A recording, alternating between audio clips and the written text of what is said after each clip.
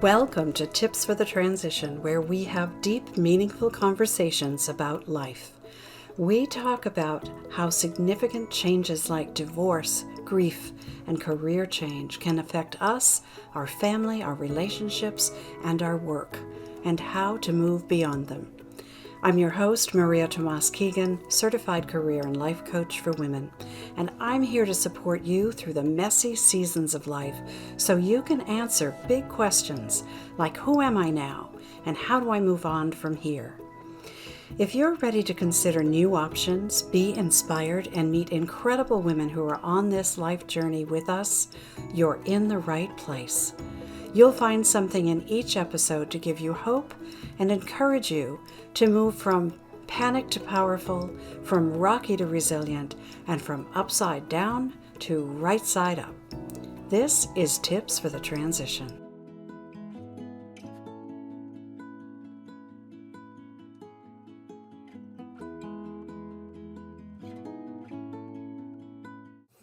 Hello, and welcome to Tips for the Transition, the Career Roadmap podcast. I'm Maria Tomás-Keegan, your host.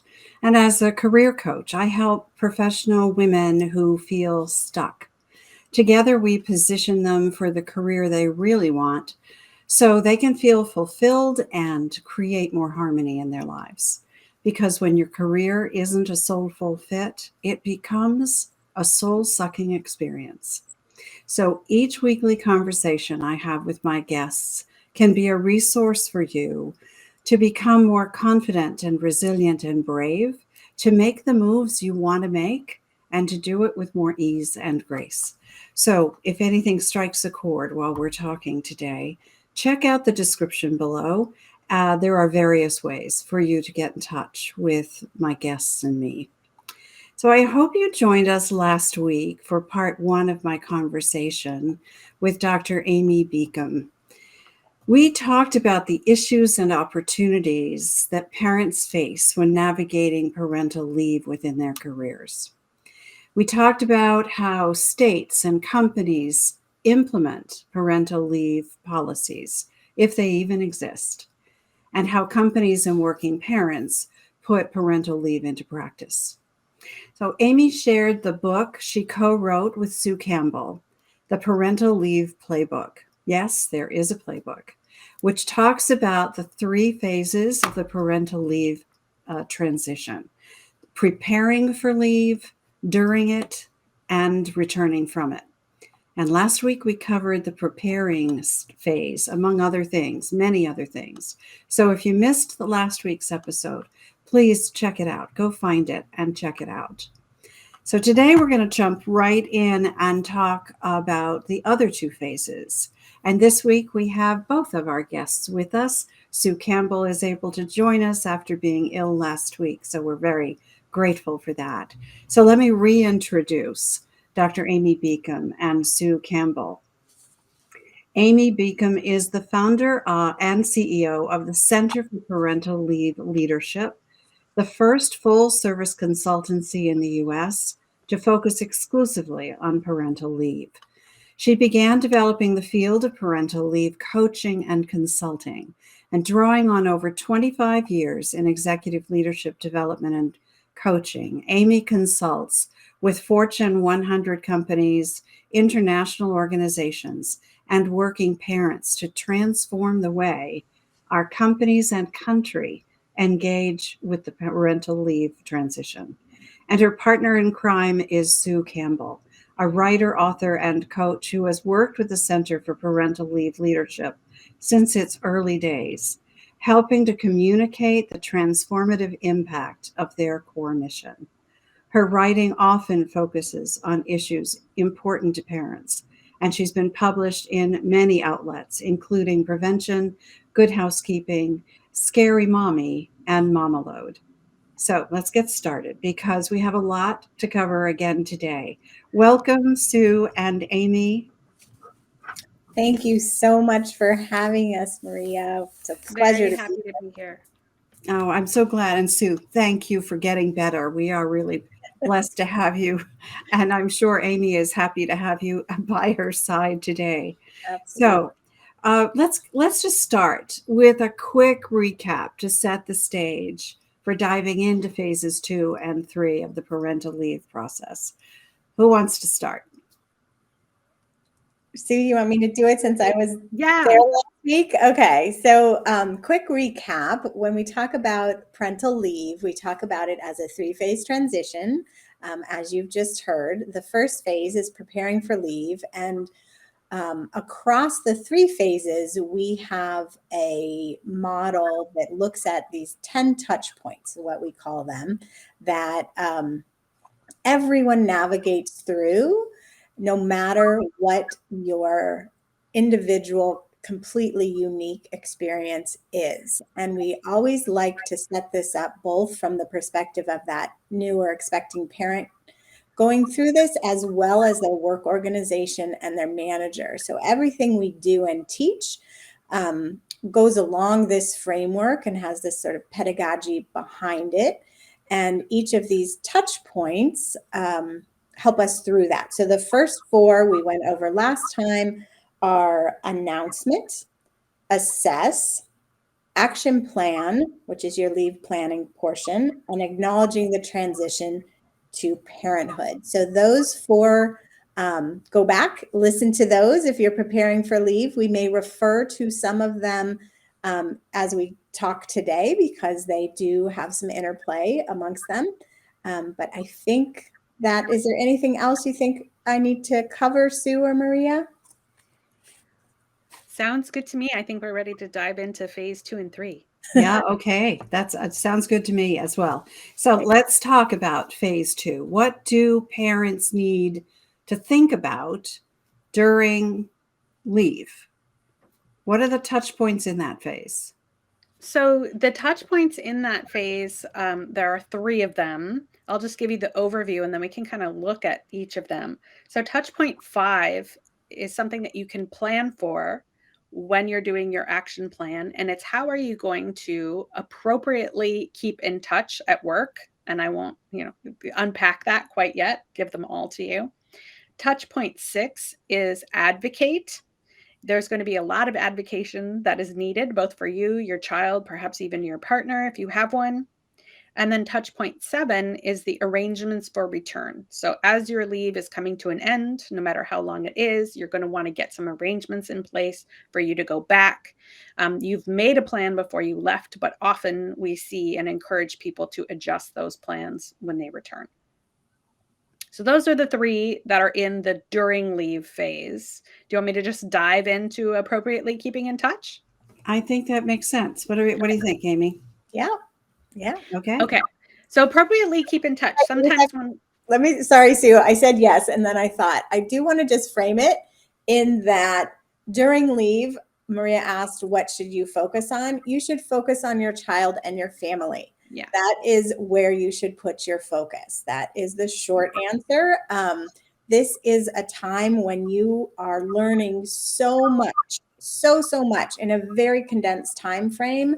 And if you think about it in terms of, we talk about it as you're moving from worker to parent to working parent. And what that means is you're very familiar with that worker role and who you were beforehand, but you aren't yet familiar with what it means to be a parent to this child, even if you have other children, and what that does to your family. So this time is really, really reserved to focus in on learning that new role and identity as you shift. These touch points help you walk through some of the things that need to happen during this time as well. But I just wanted that larger context as Sue dives into the detail. Yeah, I'm so glad you said that. And I'm so glad you said that even though you may be a parent to other children, this is your first time with this child. Absolutely. So you may be an old pro at this as a parent, but this child is unique and different. Yeah. What this child brings to your expanding family and the group dynamics within your family is different. And, it is. And I think we often work with parents who assumed, oh, it's my second or my third, I'm fine with, I've got this. And they're like, wait, I don't at all. So. Yeah.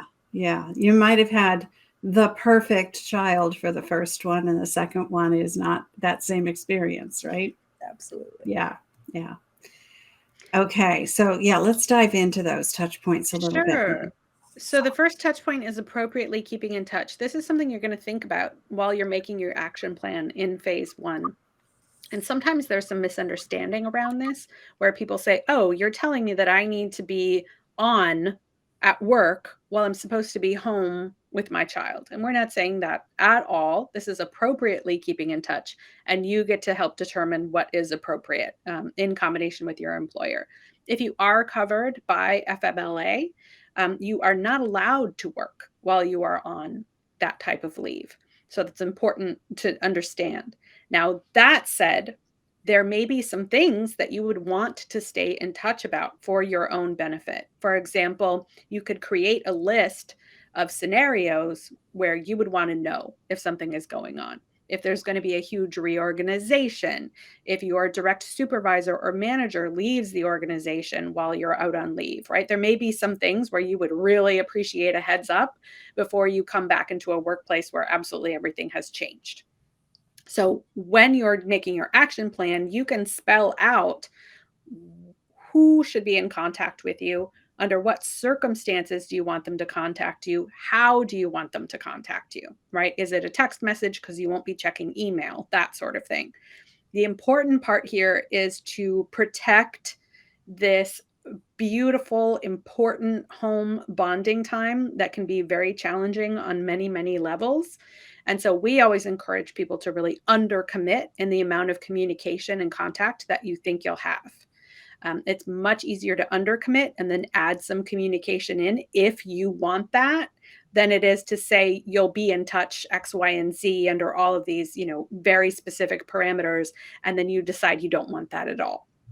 So we encourage you to think through those scenarios, really spell them out, make them clear for your employer, which, by the way, your colleagues and your manager will love, because no one wants to intrude on you, right? For the most part, people don't want to intrude on you during this special time. So when you're giving them the guidelines for how to keep in touch with you, they will really, really appreciate that, and they won't feel like they're stepping out of line. Amy, anything to add on appropriately keeping in touch? I would just add that start off your keep in touch strategy for how you will announce that to them that your new child has been welcomed into your family, so that you're thinking about that. They know they're going to be told when that child comes, so that they're not checking every day or worrying, how's she doing? What's going on? Is everybody healthy and well? Or if, yeah, so that's what I would say there. Yeah, and it can be really beneficial for some people to kind of give the updates, right? Give the new child updates, because you're establishing those relationships. You're reminding people that this is a very human experience that many, many people go through. And you're sort of reminding everybody of why they're pitching a little extra, because there's this little person who really needs you right now. Yeah. I love that you brought up, I love that you brought up, Sue, that people won't want to disturb you, intrude on you. So figuring that out up front is a really smart idea. Yeah. Good one. The other way to think about your strategy is as a relationship building tool. We're always working throughout this time, throughout all of our coaching work, to deepen those connections at home with your supports, at work with your colleagues and supports. And your keep in touch strategy can really serve that purpose. And that may look like sending the announcement with a picture, sending a little update of something you might be doing. Just little tiny things can have a really deep effect, and that will serve you when you return, because what you're doing is you're inviting your work colleagues into your life and into your experience. And when your life and your work merge, that's going to serve you on your return. They are going to care more about you and your child, and they're going to support you when you have to be out sick in different ways than if they don't have any awareness around what that's like. Yeah, makes sense. Okay. What's the next one? Next touch point. I'll just tee Amy up for this one. The next touch point is advocate. There are many opportunities to advocate during this time. If you historically, as I was a first-time mom, have been a little weak on advocating for yourself, good news. This is the perfect opportunity for you to practice those skills. Amy, you want to grab this one? Well, so advocating can take many, many different forms. But as Sue said, this is the perfect time to practice. You may find you need to advocate with your OB and your midwife, your pediatrician, your partner or spouse. So when you're at home, practicing in those places will help strengthen that muscle for when you return to work and may need to advocate with your colleagues, advocate for yourself or your family, with your manager, with your supervisor. Advocating is a really beautiful tool, and it is like many of the things that we talk about, it is helping to deepen your connection to your inner knowing and your values and walking those into the world with integrity and clarity. So it does, we often forget that advocating can also be a relationship building tool. I think that's so important, and not just during parental leave, but in every aspect of our lives. So when we learn to advocate for ourselves and ask for what we need and be open to receive, and it's a life skill that can enhance Absolutely. every aspect of our lives and our relationships. So I'm so glad that you teach that in this way as well. All right, there's one more in the during. Sure. I want to add one more quick thing about advocating, and that is sometimes, Amy may have given you the statistics in the last episode about mental health challenges during this time frame. So the advocate is also there to remind you that you may be in a situation where you're not able to advocate for yourself. So that's something you can think about in your planning is, who do I want to put in charge of advocating for me if I don't see what's going on with myself, right? So when I had my second pregnancy, for example, I was working with Amy already. So I was like, hey, I have a history of depression in my family. I need you to keep an eye on me and let me know and hook me up with services if that becomes a thing, if that is needed, right? So I was able to see ahead of time, hey, this could be something that I'm going to need some assistance with and that I may not be able to be a good advocate for myself. So I was able to sort of fill that gap and turn Amy into a wonderful asset throughout my entire pregnancy. That's brilliant. That's brilliant to think ahead, and the time to do that is before. Absolutely. Right, in the planning stage. Love that. All right, is there one more in the one during? more in phase 2, and that's arrangements for return, right? And again, your action planning, you already thought about this, but sometimes we have some interesting opinions about what we might want later on. And then when we're sitting in our actual situation and maybe it doesn't look the way we thought it would look, or maybe it looks the way we thought it would look, but we don't feel the way we thought we would feel, it can be time to take another look at those arrangements and make any adjustments, use any contingency plans that you came up with, and then share those with your employer and with your support network at home as well about what you might need in order to really feel ready to go back into the workplace. Yep. All right. So that makes a lot of sense. And we do recommend building into that keep in touch strategy some type of check-in with your supervisor or your gatekeeper at work while you're doing that arrangements for return, to make sure, this is sort of you tiptoeing back into work before you step back into work, that there aren't things that have changed on that end, that you are contracting with any new changes you might have in your plans or in your life, that those conversations are happening as at that point. I work with a lot of women who have chosen not to return to work when they absolutely planned on it. Mm-hmm. But once that little one or that second one or the third one, and all of a sudden it's, I don't really belong there anymore. This is where I belong. Mm-hmm. And it's a huge transition. Yeah. And it happens so often. So yeah, the arrangements absolutely can shift. Yeah. And that's where those conversations would happen. And I would say too, I'm glad you brought that up. One of the gifts you're giving yourself in that action planning from the first phase and really offboarding that work thoroughly and well, and anything you might be holding in your head as institutional knowledge, is that gift to make that decision without that added layer of guilt or worry, if that is the decision you need to make at that point. Yeah.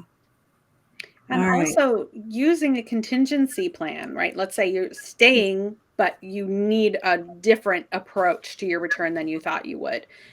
Sometimes if we're very career identified, we feel like using a backup plan means that we failed somehow or we're not up for the challenge, right? So I always like to reinforce to our clients, like, contingency planning does not mean anything has gone wrong, right? It means you were clever enough to give yourself a couple of options once you got into a new situation. Yeah. Plan Bs are really good. They are really good to have. Yeah. And C, D, E, and Fs. Yeah. Absolutely. Yeah. Because you just don't know. In a situation like this, as in, kind of any time in life, things change. Yeah. Things change, circumstances change, our feelings change. Yeah. So much can change when there's a transition like this going on. All right. So I am pretty certain, because I've talked to a few people who saw episode 1, and they are eager to hear about the returning to work part of this, because it's what they struggle with most, I think. Mm-hmm. So let's get to that. What are some of the problems that people face when they go back to work?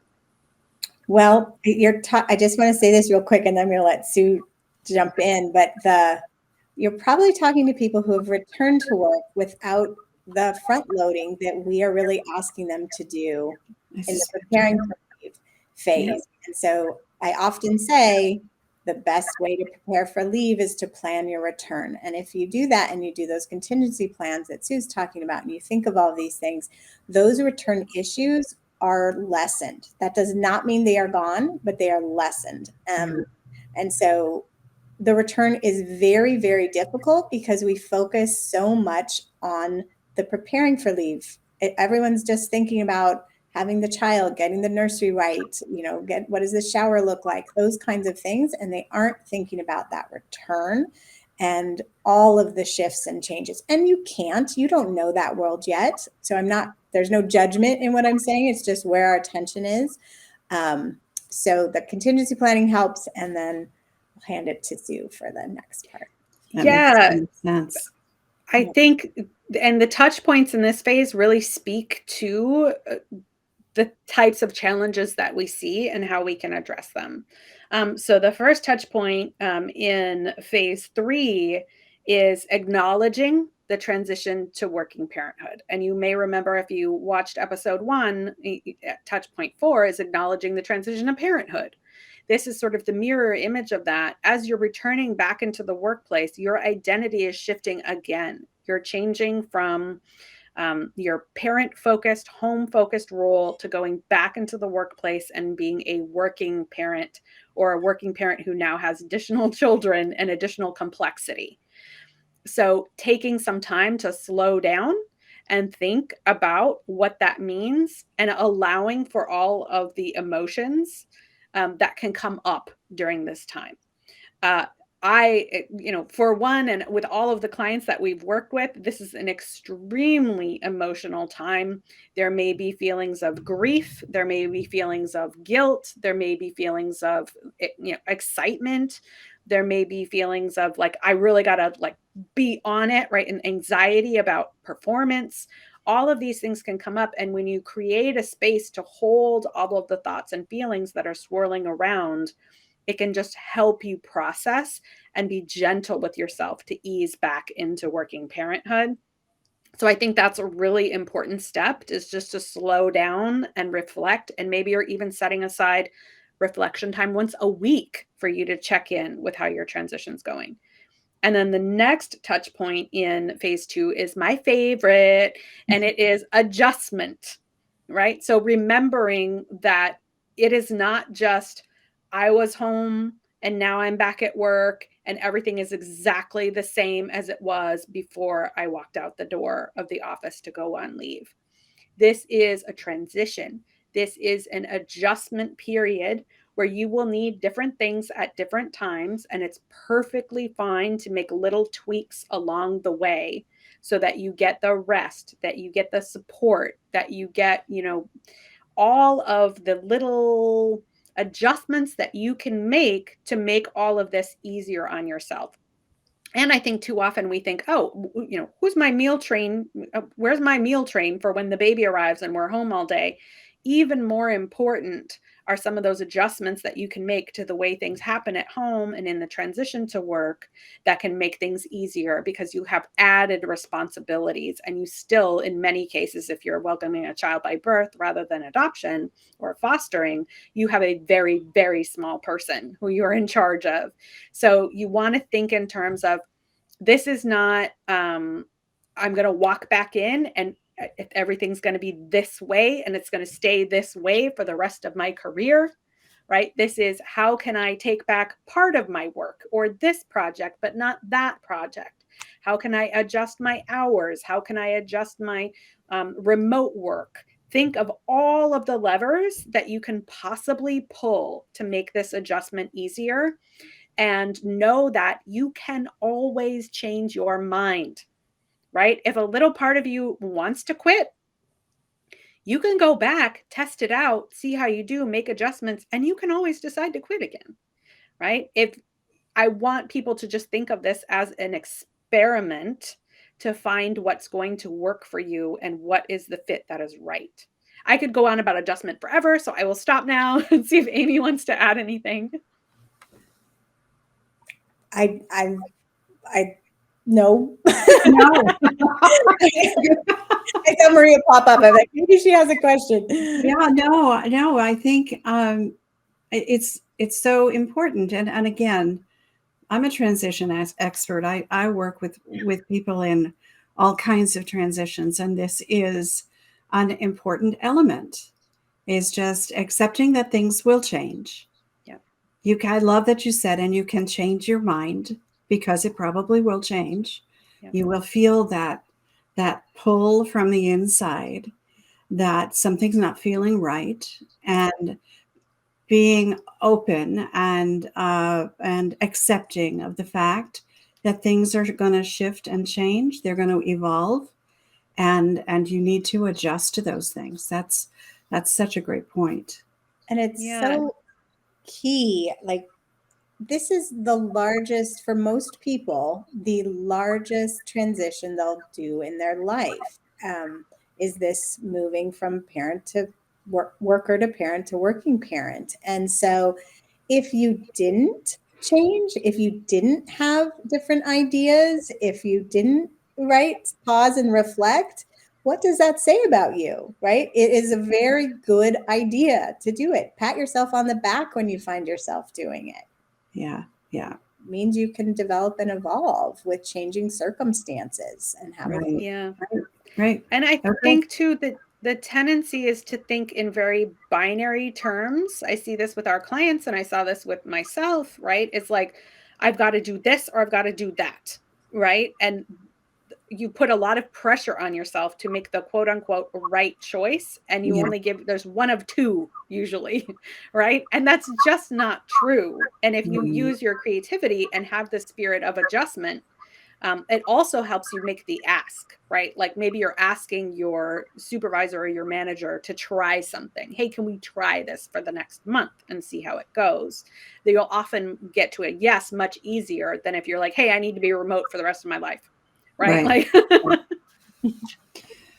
okay. So can you get through the other touch points pretty quickly? Because I want. Sure, there's one more. There's just one more. All right, let's do it. The last touch point, which I'll just tee up for Amy, is access to career development.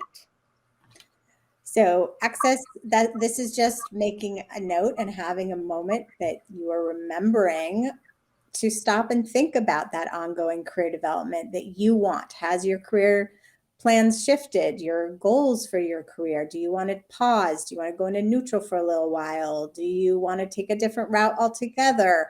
How is this big change and transition that you've gone through and are going through impact your career? And then making the space to either stay in the road, the road you're on, and give yourself the tools you need to succeed and to grow in that one, or to adjust it.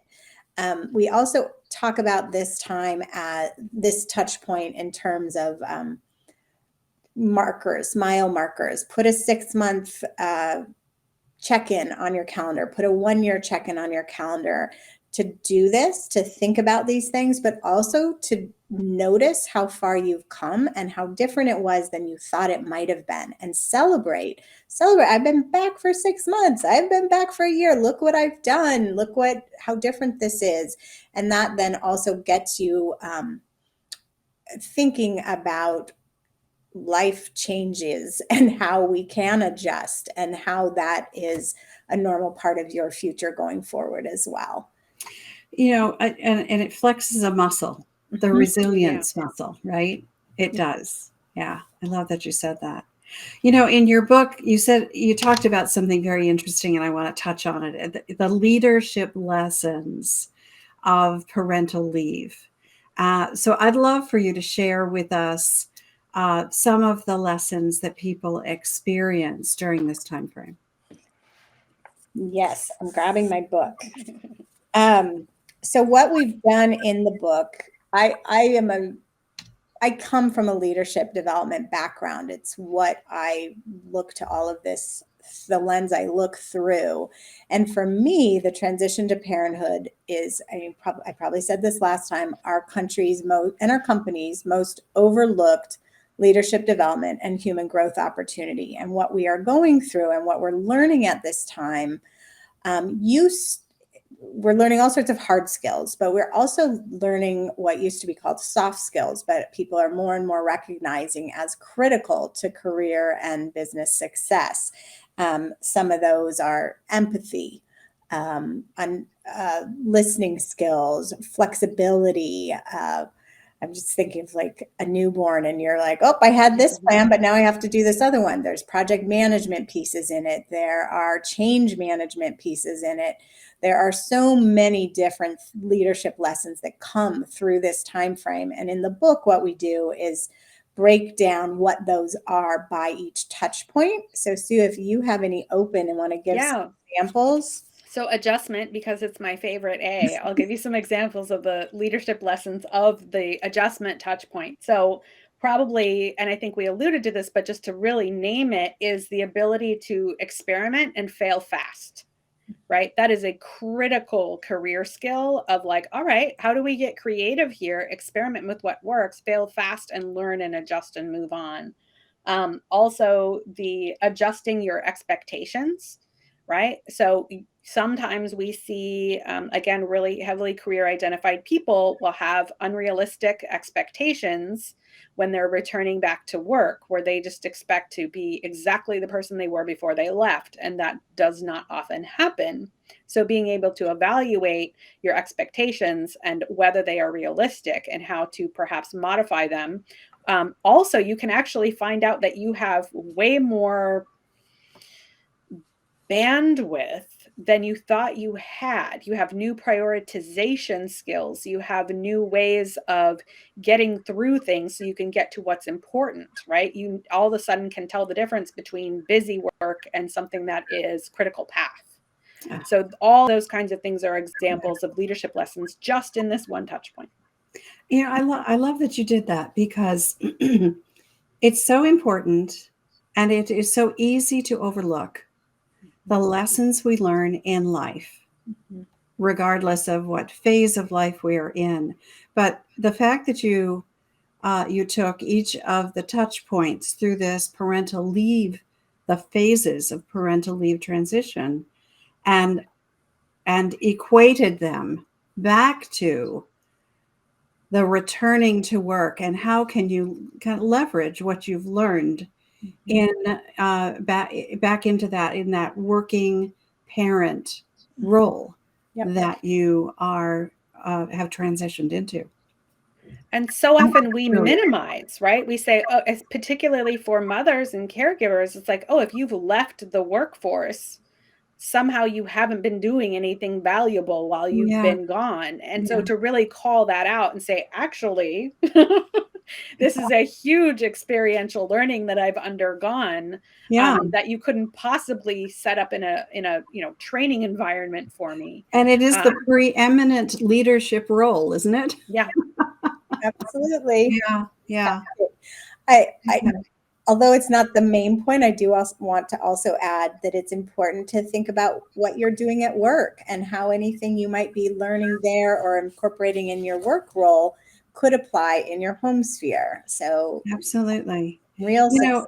And you talked about setting expectations that you expect you'll go back and you will be the same person, and that's highly unlikely. Yeah. The other part of that, the other side of that coin, is that you go back and expect everybody else will be the same.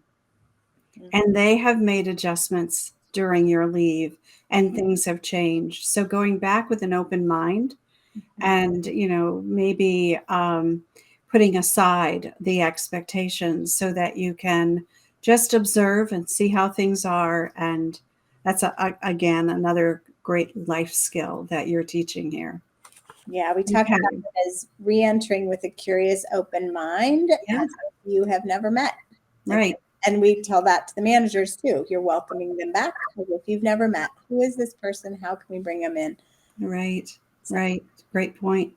Okay, so last question before we get to our tips. How can parents keep an eye on continuing to build their career once they return to work and their priorities may have shifted?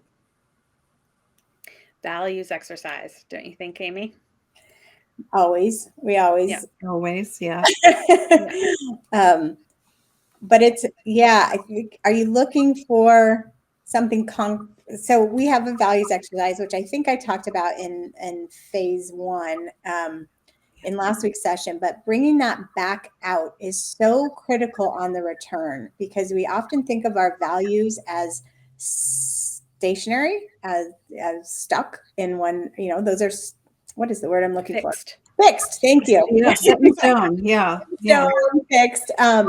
And they're not, especially when we undergo a life transition that hopefully you're reorienting to and modifying who you are and what your priorities are. And so bringing that back up, seeing if anything has shifted, and then using that in collaboration with your leave plan, using it in collaboration with the access to ongoing career development, 10th touch point. What do you want that to look like? Right. And really I just want to emphasize the need to communicate, because people will make assumptions, right? Oh, she's a new mom. She's not going to want the opportunity for this particular assignment, right? And you don't want people to make assumptions. So maybe you actually want to accelerate your career because you've realized you now have these amazing superpowers that you've gained through parenthood. Maybe you do want to slow down a little bit and you want to, wait to make a partner for an extra few years and build some years in there. You get to communicate that instead of having people fill in their own assumptions that don't really have anything to do with you. Right. That's so important. Yeah. Understanding what it is you want, understanding what through another values assessment, because they do shift. Mm-hmm. They are in constant motion, actually, and as they should be. Yeah. as they should be, right? Because we evolve, life evolves, and so should our values. So I love that. I love what you said there. This was great. All right, ladies. Tips. We're getting to the best part, our viewers tell us, where you get to share the practical tips and techniques that people can take away with them today. So what have you got for us in this second and last part of our conversation? I have one that just flows off of this nicely. So I'll just start with take back your exciting work first. You don't have to take it all back at once. Choose to take back, put in your plan, in your return plan, to bring the ones back that you like to do. Give yourself something you're looking forward to in those first days back. Plan add in coffee with a friend. Build it into your schedule that you're doing things that you like and enjoy to ease the transition shock as you enter back in. I have more. Toss it over to Sue. Okay, I'll do it. And communicate that, right, with your management team, your leadership team, so that they are in agreement that you're going to ease back in and you're going to take back this. Yeah. And your entire plan, both your preparing for leave and your returning from leave plan, should be done in collaboration with your manager and team. Perfect. Any adjustments always. Great. All right. What and else? during leave phase, I highly recommend taking the free mental health screening, which I'm sure Amy talked about last time, the EPDS. Take that once a month. If you're feeling a little bit off, take it once a week. Keep track of yourself in a very systematic way, so that if you do experience some mental health challenge, you can bounce back as quickly as possible because you're keeping an eye on it and you're ready to access those resources if you need them. And being aware that they could happen and recognizing the signs and all of that. So that's the challenge, that the mental health resource that you have on your website, right? Right. And so then you don't even have to be able to recognize it in yourself. Your plan is just every month, I'm going to take this assessment. Okay, good. Okay. And not just during leave. Every month from through pregnancy through 1 year postpartum, do it. And then I would just add to what Sue said, and piggybacking on her advocate, you might need an advocate to work with you to remind you to do that. So set it up that your friend's going to check in with you every month on this day, and you guys are going to do that together. So one of the people in your support system needs to be an accountability partner. Exactly. To help you remember to do those important things. I love that. And we'll put the link to that in the show notes so that everyone can access it. So the link in the show notes is to your website, and all of your resources are there. Yeah. That's great. Okay. And then one more. Do we have time for one more? One more. Okay, one more. In that adjustment phase, I want you to lean into your creativity, right? Don't look for solutions in what somebody else did or what's written in the company policy, right? Brainstorm a list of 20 ways that you could possibly solve this particular problem, and then test each of those ideas, right? And pick the one that feels right. Don't be limited in your thinking based on what you've seen other people do or what you think your manager will say yes to, right? Just use your creativity and lean into that. I might add to that people may not feel so creative at a time like this, when things are changing and shifting so much. They may not feel very clear and creative. So brainstorming with other people. Yes. Let them help you be creative. Mm-hmm. Yeah, I love that. And I'm going to add to that, and I know we have to go, but one tip I had, sign up and become part of multiple online groups. You can just be a lurker and read, but that will help you with those brainstorming things. And you can put questions out there and people can respond to you. But it also helps you get a lay of the land, you have a community, build up those supports. You can get really strong support from an online moms group, dads group, some are like a Facebook group, your neighborhood. There's wonderful ones that exist out there. That's a great idea. Just surround yourself with people who will support you and understand what you're going through. Absolutely. During any transition. Absolutely. But especially this one. Oh, ladies, I again, thank you so much for joining me. I think this is such an important topic, and I love that you do what you do, and that there is someone, there is a playbook, you wrote it, and there is, an organization out there that is working on behalf of all of the parents out there.